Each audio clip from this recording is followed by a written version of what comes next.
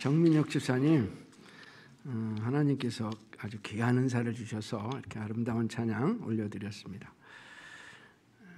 오늘 본문에는 그 초대교회가 만난 그 큰 위기, 아마 초대교회 성경의 그 사도행전에 그 초대교회에서 가장 큰 위기를 만났었던 것 같습니다. 그 위기를 어떻게 극복했는지 우리에게 말씀해주고 있습니다.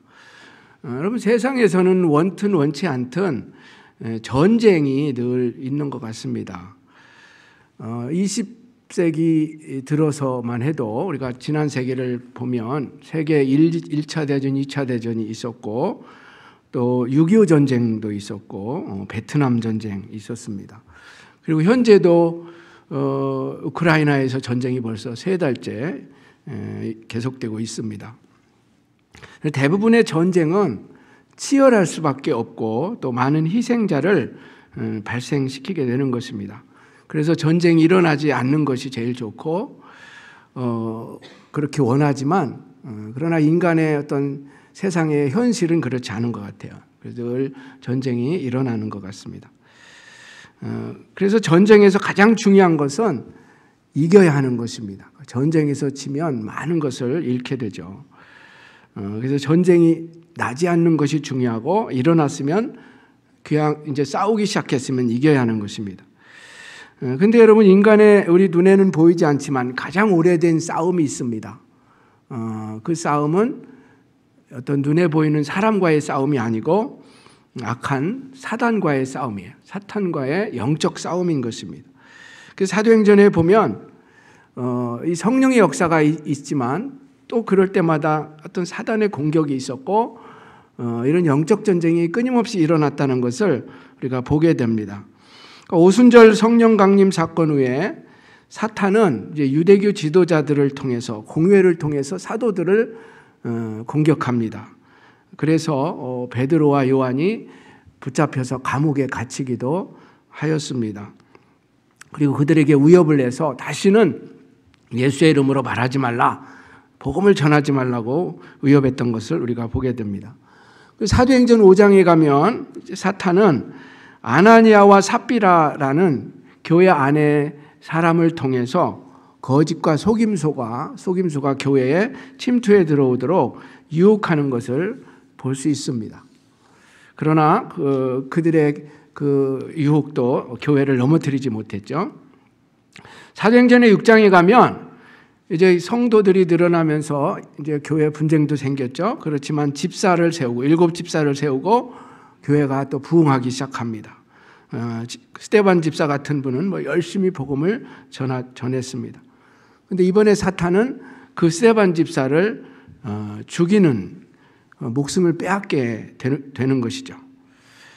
그러나 스데반의 그 순교와 핍박이 또 복음 전파를 막을 수는 없었습니다. 오히려 하나님께서는 그것을 역이용해서 흩어진 자들을 통해서 복음이 더 널리 전파되게 하셨죠. 그러자 사탄은 이제 사울이라는 사람을 통해서, 이제 바울이 되기 전에 사울이죠. 그가 외국에 나가 있는 흩어진 크리스찬들에게까지 가서 붙잡아오고 체포하는 그런 일을 하게 하였던 것입니다. 그러나 그 일도 성공하지 못해요. 부활하신 주님께서 사울을 만나주시고 다메섹 도상에서 그를 오히려 사도로 하나님께서 부르셔서 사용하신 것입니다. 자, 그래서 사단이 계속 공격하지만 하나님을 이길 수는 없고 복음 전파를 막을 수가 없게 된 거예요. 그래서 지난주에 살펴본 것처럼 이제 복음이 유대 지방을 벗어나서 사마리아 땅을 지나서 온 세계로 나가게 되는데 그 중추적인 그 역할을 한 곳이 안디옥이었다는 거죠. 그래서 안디옥 교회에 부흥의 불길이 일어나게 된 것입니다. 그런데 오늘 본문에 보면 이런 큰 부흥이 있은 다음에 또 큰 위기가 이제 초대교회에 닥쳐오는 것을 볼 수 있습니다. 사단이 이제 교회를 또 핍박하게 되는데 이번 핍박은 유대 종교 지도자들에 의해서 생겨난 것이 아니고 헤롯 왕을 통해서 일어나게 되었습니다. 당시 유대 지방을 다스리던 분봉왕들이 있었죠. 로마의 지배를 받았지만 로마가 또 분봉왕을 세워서 각 지역을 다스렸는데 헤롯이 당시 교회를 핍박하게 된 것입니다. 오늘 본문에 보면은 먼저 요한의 형제였던 야고보, 사도 야고보를 살해합니다. 그리고 그것을 유대인들이 기뻐하는 것을 보고 당시 교회의 최고의 지도자였던 베드로를 죽이려고 체포해서 감옥에다가 가두는 것을 볼 수 있습니다. 마침 무교절 명절이기 때문에 이 명절만 지나면 베드로도 처형하려고 했었던 것이죠. 여기에 나오는 헤롯은 아그리빠 1세로 알려져 있습니다. 헤롯 아그리빠 1세는 예수님이 태어날 당시에 헤롯 왕이 있었죠. 그 대헤롯이라고 부릅니다. 그의 손자에 해당하는 거죠. 이제 세월이 지나서 그의 손자가 또 분봉왕이 된 것입니다. 그는 어려서 그 로마에서 자랐습니다. 그때 로마의 황제였던 티베리우스의 손자인 가이우스 칼리굴라라는 그 친구와 함께 성장했습니다. 로마에서 그 헤롯 아그리빠 1세가. 그런데 이제 세월이 지나서 그 친구였던 가이우스가 로마의 제3대 황제로 등극하게 되죠. 그러자 그로부터 왕권을 받아가지고 팔레스틴으로 와서 이제 자기가 분봉왕이 된 것입니다. 그때가 주전 37년입니다. 그가 이렇게 해서 왕권을 가진 후에 유대인들의 환심을 사기 위해서 자기 정치적인 어떤 자리를 공고히 하기 위해서 유대인들이 싫어하는 일을 하게 되는 것이죠. 유대인들이 좋아하는 일을 하게 되는 것입니다. 유대인들이 좋아했던 일이 뭐냐면 기독교인들을 박해하는 일이라는 걸 알게 되었어요. 그래서 기독교인들을 박해하는데 첫 번째로 이제 그 야고보 사도를 살해하게 된 것입니다. 그리고 그것을 유대인들이 기뻐하는 것을 보고 이번에는 베드로를 붙잡고 그를 죽이려고 하였던 것입니다. 여러분, 교회 입장에서 최대 위기를 맞이한 거죠. 야고보, 요한, 베드로, 야고보, 요한은 예수님의 가장 측근에서 있었던 세 명의 제자였습니다. 예수님이 그들을 사도들 중에 사도로 세웠었습니다. 근데 그 중에 하나가 지금 벌써 살해를 당하고 또 베드로도 죽음의 위기에 놓이게 된 것입니다. 자, 이런 내용이 이제 오늘 본문 12장 1절에서 4절까지 보면 나옵니다. 한번 같이 읽어보죠. 시작. 그때 헤롯이 손을 들어 교회 중에서 몇 사람을 해하려 하여 요한의 형제 야고보를 칼로 죽이니 유대인들이 이 일을 기뻐하는 것을 보고 베드로도 잡으려 할새 때는 무교절 기간이라 잡음에 오게 가두어 군인 내식인 내패에 맡겨 지키고 6월절 후에 백성 앞에 끌어내고자 하더라. 아멘. 여러분, 점점 강해지는 이런 마귀의 공격 앞에서 교회가 할 수 있는 일이 무엇이 있었겠습니까? 교회가 할 수 있는 일은 기도하는 일이었어요. 뭐 그들이 무장 봉기를 해서 헤롯과 싸울 수도 없는 것이고 교회가 사용할 수 있는 가장 강력한 무기인 이제 기도를 사용하기를 시작한 것이죠. 그 내용이 5절에 나옵니다. 이에 베드로는 옥에 갇혔고 교회는 그를 위하여 간절히 하나님께 기도하더라. 교회 입장에서는 참 낙심되고 두려워할 수밖에 없는 상황이죠. 야고보도 죽고 베드로는 붙잡혀가고 곧 죽음 앞에 놓인 이런 상황. 그렇지만 교회는 기도라는 강력한 무기를 가지고 있기 때문에 그 시간에 낙심하기보다는 기도로 하나님 앞에 나아간 것입니다. 근데 여기서 누가는 이제 교회가 기도했다는 내용을 전하면서 그냥 기도하였다 이렇게 하지 않고 어떻게 기도했다고 나와 있어요? 간절히 하나님께 기도하였다. 그래서 간절히라는 이 말이 들어있어요. 간절히 기도했다. 간절히 기도하는 게 뭘까? 이 표현은 예수님께서 기도하실 때도 사용됐던 표현입니다. 예수님이 십자가를 앞두고 겟세마네 동산에서 기도하실 때 누가복음에 보면은 이렇게 표현하고 있습니다. 힘쓰고 애써 더욱 간절히 기도하시니 땀이 땅에 떨어지는 핏방울 같이 되었더라. 예수님이 얼마나 간절히 기도했는지 땀이 핏방울처럼 될 정도로 그렇게 기도했다. 그러니까 베드로가 옥에 갇혀 있는 상황에서 교회는 그런 마음으로 간절하게 기도한 것입니다.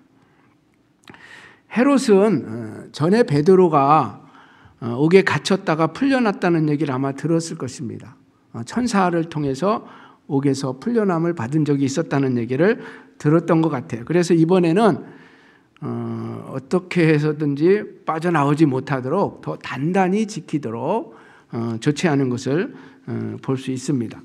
4절에 보면은 군인들을 한두 명 세운 게 아니에요. 베드로를 가두어 놓고 군인 4패에 맡겼다. 그러니까 몇 명이에요, 그러면은? 4, 16, 16명을 이렇게 옆에서도 지키고 문마다 아마 지킨 것 같아요. 그렇게 군인들을 세웠습니다.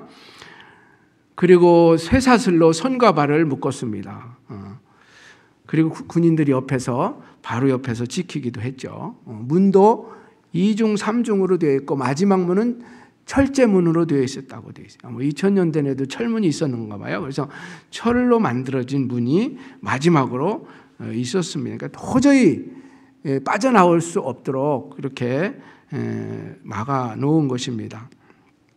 그런데 오늘 이 성경에서 좀 특이한 점이 하나 있습니다. 베드로는 옥에 그런 상태로 갇혀 있었는데 베드로는 그 시간에 잠을 잤다라는 거예요. 그래서 어떻게 이게 가능한가? 6절 한번 보시면 헤롯이 잡아내려고 하는 그 전날 밤에 베드로가 두 군인 틈에서 쇠사슬에 매여 누워 자는데 파수꾼들이 문 밖에서 옥을 지키더니 어느 정도 잠이 들었냐면은 천사가 와서 깨울 때 막 일어나 옆구리를 찌를 정도로 그렇게 깊은 잠에 빠져 있었다는. 어떻게 이게 가능할까? 베드로가 뭐 성격이 무던해서 아무 데서나 잠을 잘 자는 사람이라서 그랬을까? 그런 것 같진 않아요. 아마 이런 상황에서 잠을 잘 수 있는 사람은 없었을 겁니다. 아마 주님께서 그에게 특별한 평안을 주신 줄로 믿습니다. 여러분 어려움이 있고 환란이 있고 막 문제가 생겨도 하나님께서 우리에게 평안을 주시면 우리는 어떤 상황에서도 두려워하지 않고 평안을 누릴 수 있을 줄로 믿습니다. 여러분 그런 평안을 누리시기를 바랍니다. 그래서 밤에 잘 주무시고 늘 그렇게 단잠을 잤으면 좋겠어요. 교회 예배할 땐 마시고 이제 너무 이제 평안해서 예배할 때 주무시는 분들이 있는데 집에서 많이 주무시고 예배할 때는 깨어서 예배했으면 좋겠습니다. 교회가 합심해서 기도하니까 놀라운 일이 일어났습니다. 그 16명의 군사들이 있었고 2중 3중으로 문이 있었는데 이제 베드로가 거기서 풀려나는 기적이 일어났습니다. 하나님께서 천사를 보내서 베드로를 밖으로 나오게 하셨습니다. 천사가 나타나서 베드로를 깨웠죠. 옆구리를 찌르면서 급히 일어나라. 그런데 그 시간에 손과 발에 묶였던 쇠사슬이 스르르 풀려버리게 되었습니다. 천사가 말합니다. 띠를 띠고 신을 신으라. 베드로가 그때까지만 해도 생시라고 생각 못한 거죠. 그냥 하여튼 뭐 신으라고 하니까 띠도 띠고 신도 신고 했습니다. 겉옷을 입고 따라오라. 베드로가 따라갔습니다. 아직 생시인지 몰랐어요. 환상인 줄 알았다고 되어 있어요. 그리고 문을 통과해서 나오는데 마지막에 이제 철문은 자동으로 열려버렸어요. 그 시대에도 자동문이 있었는지는 모르지만 누가 아이디어를 내서 오늘날 자동문을 만드는지 모르겠어요. 그 마지막 철제문에 이르렀을 때 문이 저절로 확 열려버렸어요. 그래서 밖으로 나와서 한 거리를 지났는데 그때 천사가 떠나갔죠. 베드로는 이제 깨달았습니다. 아, 내가 꿈을 꾸는 게 아니고 이게 생시구나, 현실이구나. 그래서 그 당시 이제 교회로 모이고 있었던 그 마가 요한의 어머니 마리아의 집으로 이제 가게 된 것입니다. 그곳에 갔더니 그곳에 성도들이 모여서 기도하고 있었어요. 아마 늦은 시간이었을 것 같습니다. 밤에. 근데 그 시간까지도 모여서 그들이 기도하고 있었습니다. 사도행전 12장 12절이죠. 한번 같이 읽어봅니다. 시작.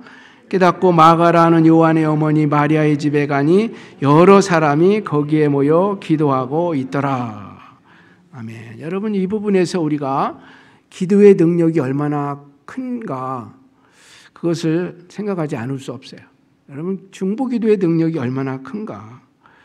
앞에서 말씀드렸지만 철저하게 막았잖아요. 군인들을 세우고 문도 2중 3중으로 하고 쇠사슬로 양손을 다 결박하고 그래도 소용이 없었어요. 하나님께서 천사를 통해서 그 군인들 하나도 알아차리지 못하도록 하고 밖으로 나올 수 있도록 하신 것입니다. 여러분, 악한 마귀가 복음이 전파되는 것을 싫어해서 교회를 핍박하고 거세게 대적하지만 기도하는 교회를 넘어뜨릴 수는 없습니다. 아무리 성도들을 공격하고 해도 기도하는 성도를 마귀가 이길 수는 없는 것입니다. 그래서 기도하는 교회, 기도하는 성도 승리할 수 있는 것입니다. 여러분, 영적 전쟁은 사람의 숫자나 세상적인 방법으로 이길 수 있는 것이 아닙니다. 영적 전쟁은 하나님께 속한 전쟁이에요. 그래서 철저히 하나님을 의지해야 되고 하나님의 방법으로 싸워서 이길 수가 있는 것입니다. 하나님 주신 그 방법이 뭐냐면 기도의 방법이에요. 기도가 얼마나 능력이 있는지 이렇게 그림으로 잘 보여주는 사건이 있어요. 제가 아주 좋아하는 그 사건인데 출애굽기 17장에 나오는 이야기입니다. 이스라엘 백성 이집트에서 나와서 광야에서 갑자기 아말렉의 그 기습 공격을 당합니다. 아주 비겁한 사람들이죠. 아말렉 사람들이 뒤에서 그 이스라엘 백성들을 공격해요. 그래서 모세가 여호수아를 불러서 당시에 이제 젊은 여호수아를 불러서 젊은 병사들을 이끌고 나가서 싸우라고 하였습니다. 그리고 자기는 산 꼭대기에 올라가서 손을 들고 기도하겠다고 하죠. 그래서 산 아래서는 여호수아와 병사들이 아말렉과 싸우고 있었고 산 위에서는 모세가 손을 들고 기도하고 있었습니다. 근데 모세가 손을 들고 기도할 때는 이스라엘 군사들이 싸워서 이기고 있었어요. 그런데 피곤해서 손이 내려가면 아말렉이 또 우세하게 되는 거예요. 그래서 옆에 있었던 아론과 훌이 모세를 그 돌을 하나 가져다 놓고 거기 앉게 한 다음에 양쪽에서 팔을 들어 올렸습니다. 한쪽 팔씩 들어 올리고 저녁 때까지 팔이 내려오지 않도록 하였습니다. 그러자 전세가 완전히 이스라엘로 기울어서 아말렉을 완전히 무찌를 수가 있었다. 무엇을 얘기해 줍니까? 영적 전쟁에 있어서 기도가 이만큼 중요하다는 거예요. 그래서 현장에서 싸우는 사람 못지않게 뒤에서 기도하는 그 기도가 승리를 이끌어 낸다라는 것입니다. 그럼 스펄전 목사님에 관한 이야기 들어보셨을 거예요. 19세기에 지금으로부터 한 150년 정도 되겠죠. 영국에서 가장 부흥하는 교회가 영국에 그 스펄전 목사님이 섬겼던 런던 메트로폴리탄 처치였습니다. 메트로폴리탄 런던에 있었던 교회인데 당시에 한 6천 명 이상이 모였다 그래요. 그 정도면 얼마냐면은 당시엔 아직 마이크나 스피커가 없을 때예요. 그러니까 그 시대에 아마 건물 안에 최대로 많이 모여서 설교를 들을 수 있는 것이 한 6천 명 정도 되었던 것 같아요. 그 정도 모였었는데 그런데도 계속 새신자들이 몰려왔습니다. 그래서 기존 성도들은 의자에 앉지 못하고 통로라든지 밖에서 서서 예배 드려야 되는 상황도 이루어졌다고 합니다. 1879년 어느 주일에 이제 그 방문객이 와서 그 교회 집사님에게 물어봤습니다. 이 교회는 왜 이렇게 부흥이 잘 됩니까? 왜 이렇게 교회가 성장합니까? 그러자 그가 바로 대답을 해주지 않고 제가 안내해 줄 테니까 따라오세요. 그렇게 말했습니다. 그 방문객을 데리고 어디로 갔다고 했습니까? 지하실로 내려갔어요. 그 본당 밑에 있었던 것 같습니다. 거기 가보니까 400명의 사람들이 모여서 기도하고 있었습니다. 그러니까 예배 드리고 있는 중에 또 밑에서는 400명이 모여서 중보기도를 하고 있었다는 거죠. 그러면서 바로 이것 때문에 이 교회가 부흥하는 것입니다. 이렇게 얘기를 했다라는 것이죠. 여러분, 헤롯이 악마가 되어서 야고보 사도를 죽이고 베드로까지 죽이려고 했을 때 교회가 어떻게 했습니까? 모여서 기도했다는 것입니다.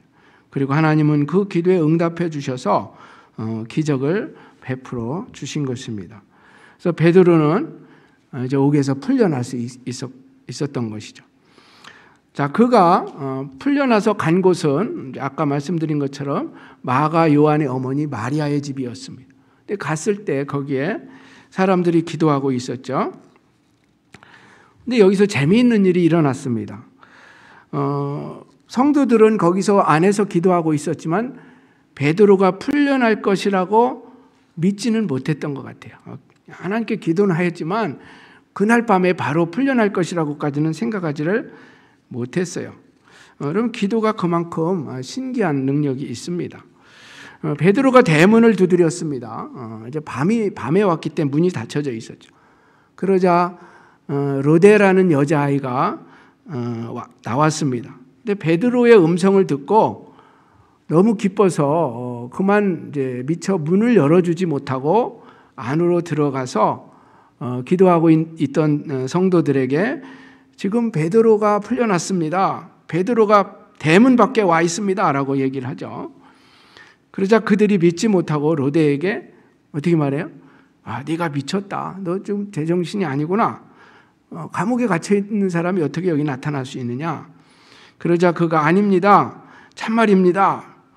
베드로가 밖에 있습니다. 그러자 그러면 그의 천사일 거다. 아마 천사가 나타났는가 보다. 이렇게 말했습니다. 그때 베드로는 계속 밖에서 문을 두드렸죠. 베드로가. 그러자 그들이 다 같이 밖으로 몰려 나왔는데 보고 놀랐어요. 베드로가 진짜 거기에 있는 것을 보고 놀랐다는 것이죠. 여러분, 중보기도의 능력이 얼마나 클까요? 그러니까 기도한 사람이 자기 기도가 응답되었을 때 놀랄 정도로 그 위대한 것이 중보기도예요. 우리는 초대교회 성도들이 기도가 응답되었을 때 응답된 것 때문에 놀라는 것을 보면서 이 사람들 믿음이 별로 없는 사람들 아니야? 기도하면 응답될 줄로 믿고 기도해야지. 우리가 그렇게 생각할 수 있잖아요.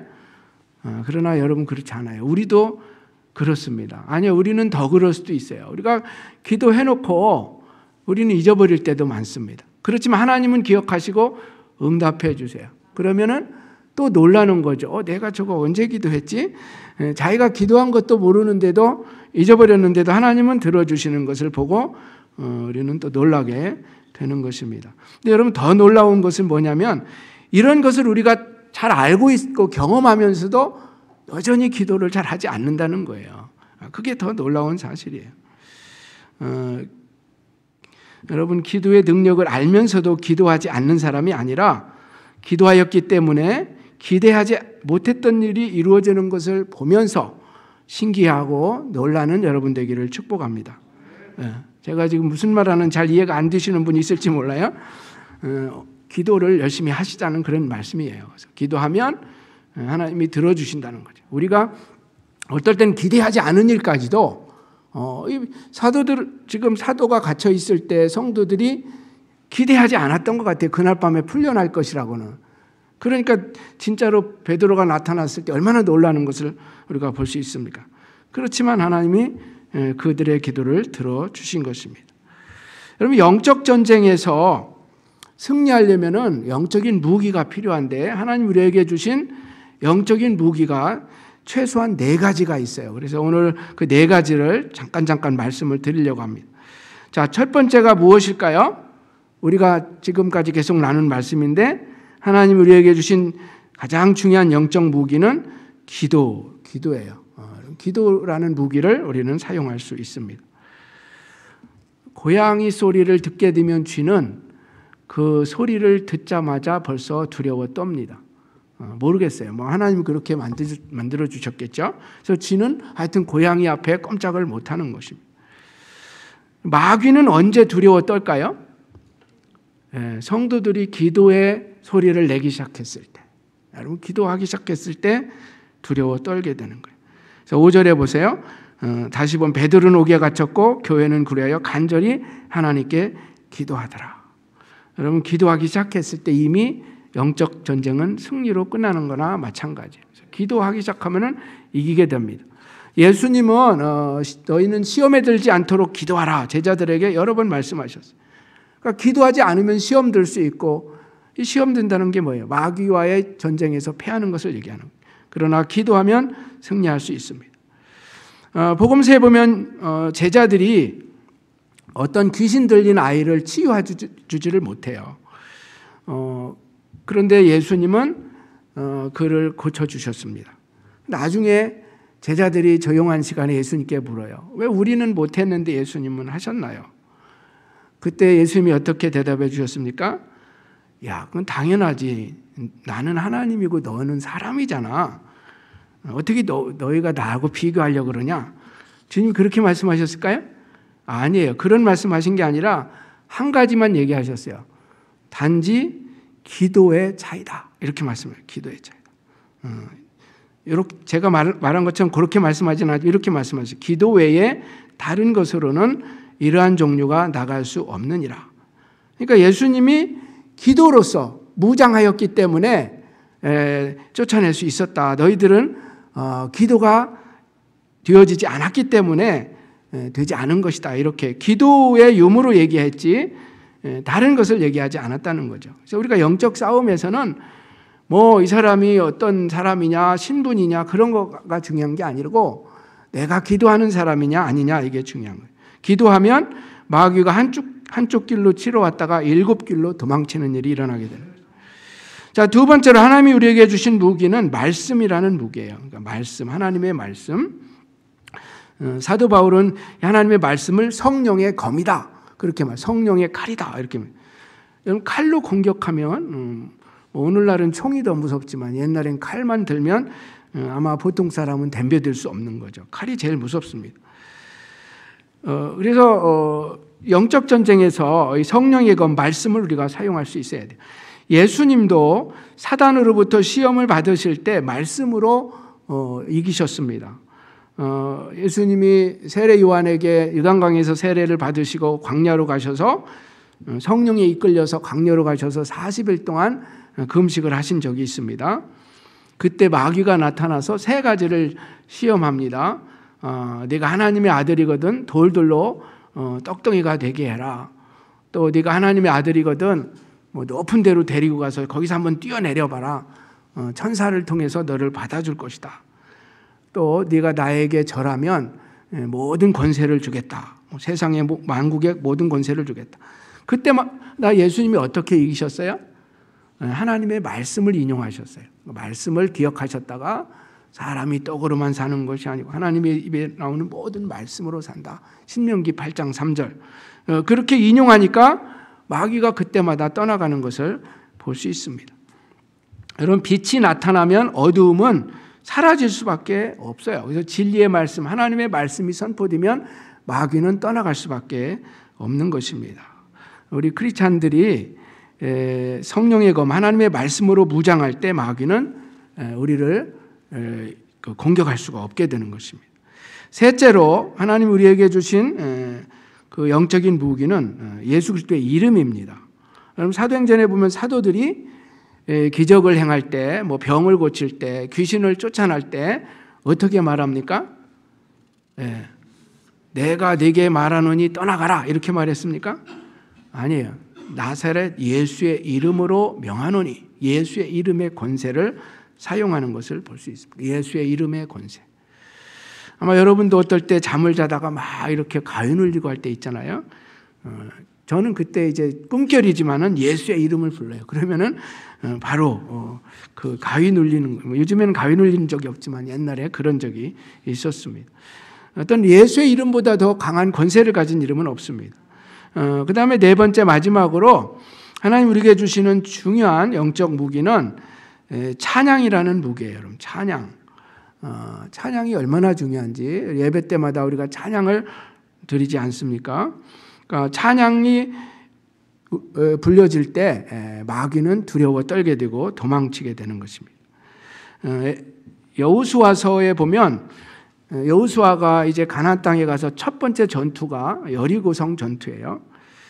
근데 여리고성 전투를 어떻게 했는가? 하나님께서 가르쳐 주신 방법은 그 날마다 그 여리고성을 한 바퀴씩 도는데 그냥 도는 게 아니에요. 제일 앞에 제사장 7명이 양각 나팔, 그 양뿔의 그 나팔을 들고 나팔을 불면서 이제 그 갔습니다.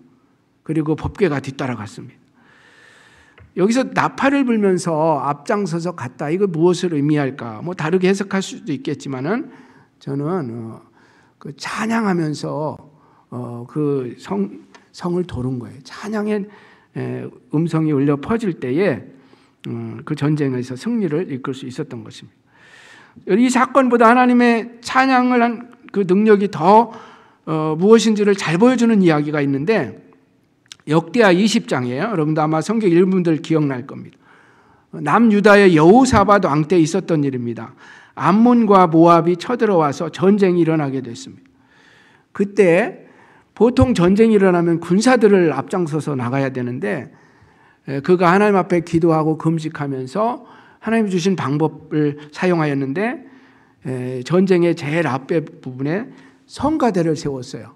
우리가 예배 때 성가대가 서는 것처럼 실제 전쟁인데 성가대가 앞에 섰습니다. 그리고 그 성가대가 부른 찬양은 감사의 찬양이었습니다. 하나님께 감사하세, 하나님의 인자하심이 영원합니다 라는 그런 찬양이었습니다. 역대하 20장 21절 22절 보세요. 백성과 더불어 의논하고 노래하는 자들을 택하여 거룩한 예복을 입히고 군대 앞에서 행진하며 여호와를 찬송하여 이르되 여호와께 감사하세 그의 인자하심이 영원하도다 하게 하였더니 그 노래와 찬송이 시작될 때에 여호와께서 복병을 두어 유다를 치러 온 암몬 자손과 모압과 세일산 주민들을 치게 하심으로 그들이 패하였으니 아멘. 여러분 찬송하니까 하나님께서 싸워주셔서 이스라엘이 승리하고 적군이 패하였다는 것입니다. 그럼 영적 전쟁에서 이 찬양의 중요성은 아무리 강조해도 지나치지 않습니다.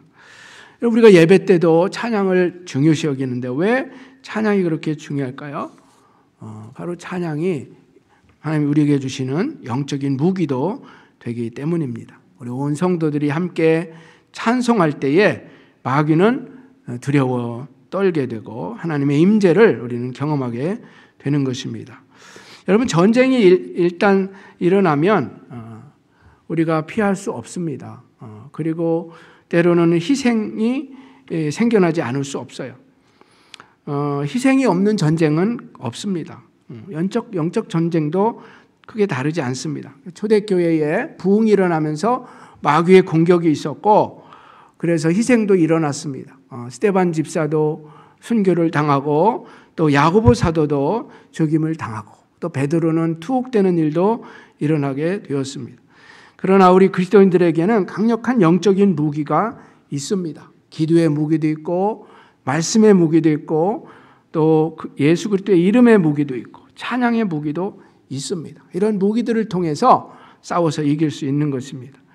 소년 다윗이 여러분 골리앗과 싸울 때 어떻게 싸웠고 어떻게 승리했습니까? 자기 힘을 의지해서 나가지 않았어요.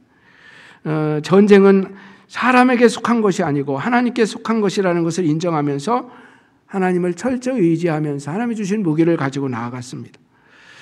골리앗에게 이렇게 말했죠. 너는 칼과 창과 단창으로 나오지만 나는 만군의 여호와의 이름 즉 네가 모욕하는 이스라엘의 군대에 하나님의 이름을 의지해서 나아가겠다 하고 나아가서 싸워서 승리하였습니다.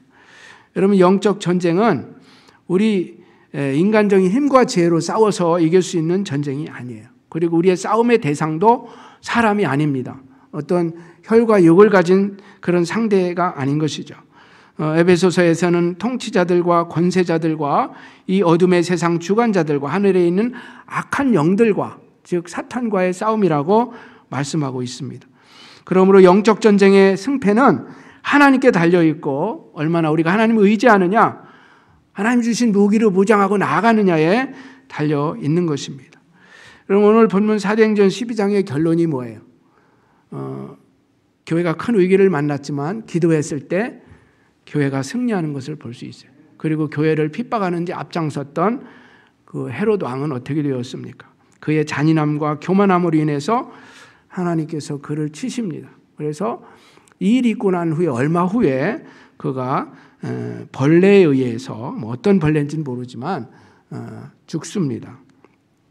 아기 예수를 죽이려고 했던 헤롯 대왕이 그 해를 넘기지 못하고 죽었다고 성경에 나와 있는 것처럼 초대교회를 핍박했던 헤롯 왕도 며칠 후에 이제 자기가 죽는 것을 볼 수 있습니다. 사랑하는 성도 여러분, 어떤 상황 속에서도 두려워하거나 낙심하기보다는 하나님이 주신 무기를 가지고 싸워서 영적 전쟁에서 승리하실 수 있기를 축원합니다. 이제 더 적극적으로 기도의 무기도 사용하시고 성령의 겸인 하나님의 말씀 그리고 예수님의 이름 찬양의 나팔을 불면서 싸워서 승리하실 수 있기를 바랍니다. 예수님이 승리하신 것처럼 예수님을 따르는 우리도 승리할 수 있습니다. 어떤 마귀의 공격, 위협 앞에서도 두려워하거나 낙심하지 마시고 나아가서 승리할 수 있기를 주님의 이름으로 축원합니다.